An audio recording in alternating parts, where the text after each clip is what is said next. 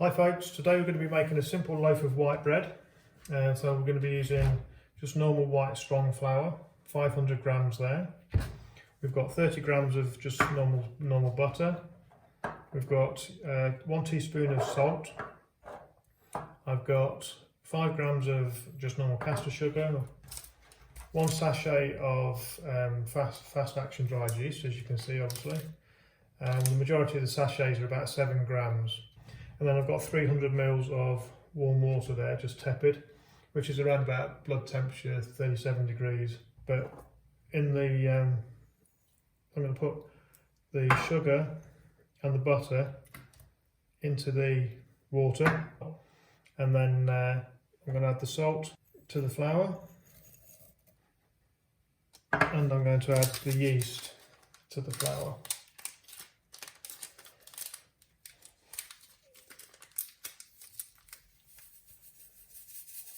So there's that. So basically we've got two tubs now, one with the yeast, the salt and the flour in, and one with the sugar and the butter. That's just going to dissolve. So there we have, we've got the 2 tubs now, butter's dissolved in the water, and we're just going to mix this around now, just to combine the salt and the yeast.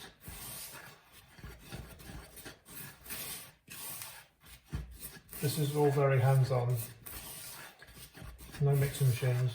So what I'm going to do now, you can do it in a bowl, this bowl's actually big enough. I'm just going to start adding this liquid. I'm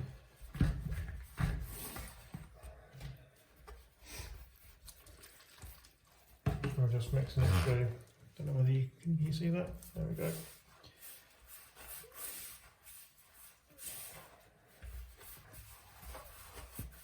So we're just combining all the ingredients together.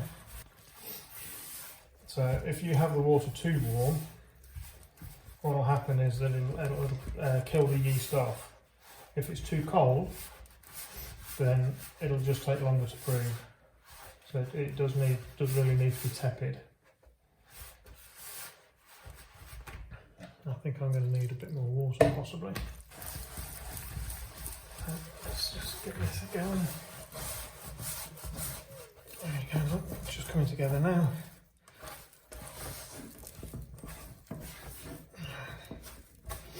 I'm going to bring this out of the bowl and just put it onto the worktop. Clean the bowl out. And what we're going to do now is knead it for about, probably for about 10 minutes. So what we want to do is get these lumps out of it. We're just going to roll it like this.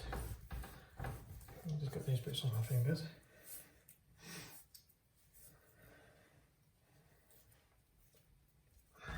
So, don't worry about it being sticky. What we want to do is stretch it. So what we do is hold one end with your left hand, if you're right-handed, and then just push with your right hand with the heel of your hand. And we're just stretching it. And then we roll it back, turn it, push it again, roll it back, turn it, push it again. Now obviously at this moment in time, it's quite sticky. But that will change the more you work it. So we'll just push in, rolling and turning. So we're just stretching that gluten out of the flour all the time. Okay, so we're going to do this for about 10 minutes. So I'm going to turn my phone off, because that would be rather boring, and I'll come back to you when it's ready, okay? So this is after 5 minutes now. You can see how much cleaner it is. It's more elastic, like it's a lot softer, and it's looking more like bread dough. So we carry on rolling and pulling back, pushing, turning, stretching. If you wanted to do a wholemeal bread, then don't just go out and buy wholemeal flour, because as you make it, you'll use the same recipe as this, and it'll turn out really heavy. It's the white flour in it that makes it lighter. So this, just pure white like this, should be a nice white light loaf. If you wanted to do wholemeal, what I suggest you do is do 50-50. So do 50%, so you'll do what, 250 grams white strong flour and 250 grams of wholemeal strong flour, and that'll give you a brown loaf that's not heavy. Okay, that's 10 minutes up. But because it feels warm, we know that the yeast is going to be activated pretty quick. So just fold it underneath, get it nice and round like this. Okay. What we're going to do is we're just going to put it into the bowl, back into the same bowl. I'm going to give that a quick dust of flour. That's going to go in there. Give it a dust on top, and then set a tea towel over it. And then basically, just going to leave that room temperature. You can put it on the windowsill in the sun because the sun's shining today. We're going to leave it till it's doubled in size. So have a look where it is in the bowl. So that should cover the bowl and probably come up to around about here. So what I'll do is I'm going to leave that on the windowsill now, just to double in size, and then we'll come back to it in a while. It'll probably take about an hour, maybe an hour and a half. Okay, so you can see that's been resting now for an hour and 20 minutes. So you can see it's more than doubled in size. So what we're going to do now is just pull that out very gently.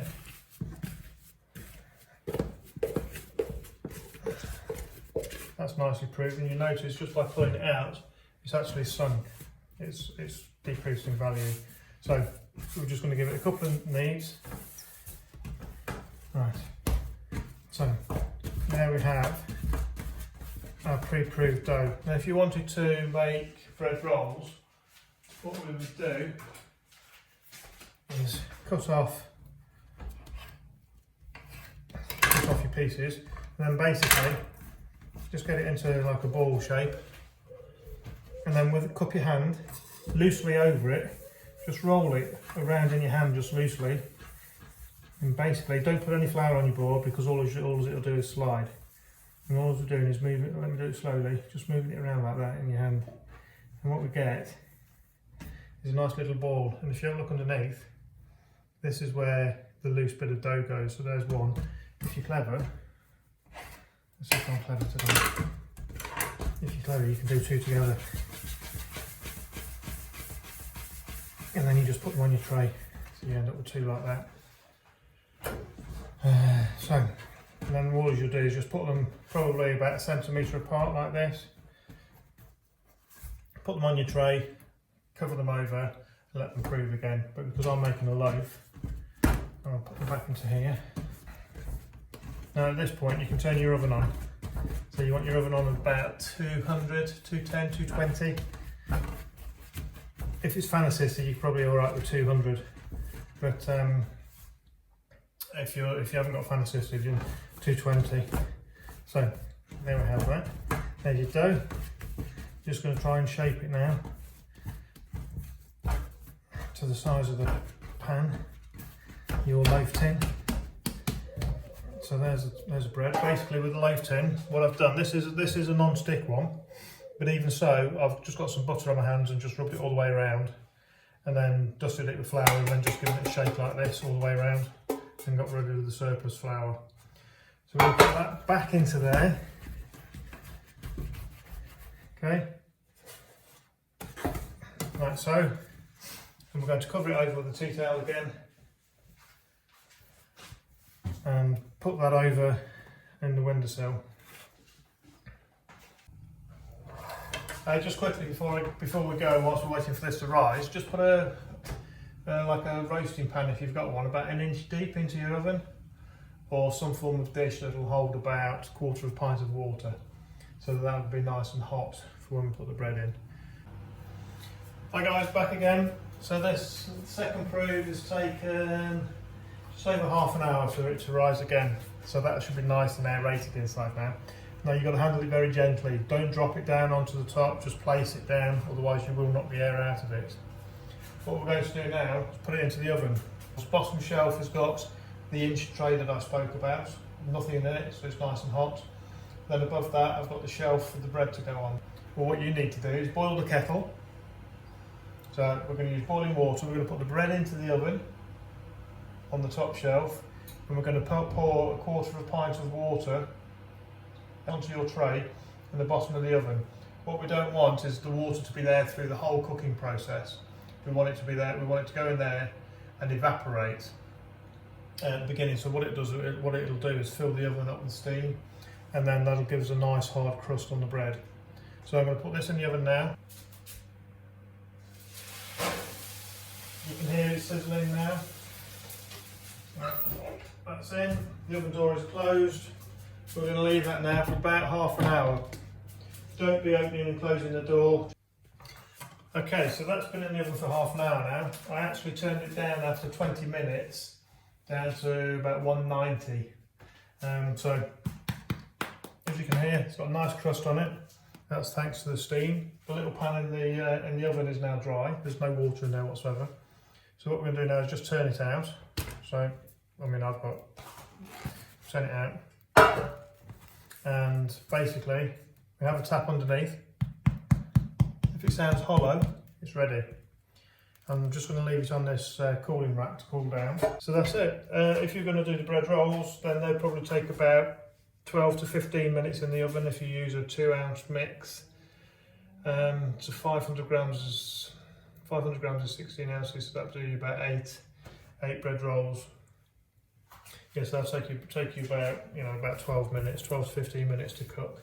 So thank you very much for joining me today.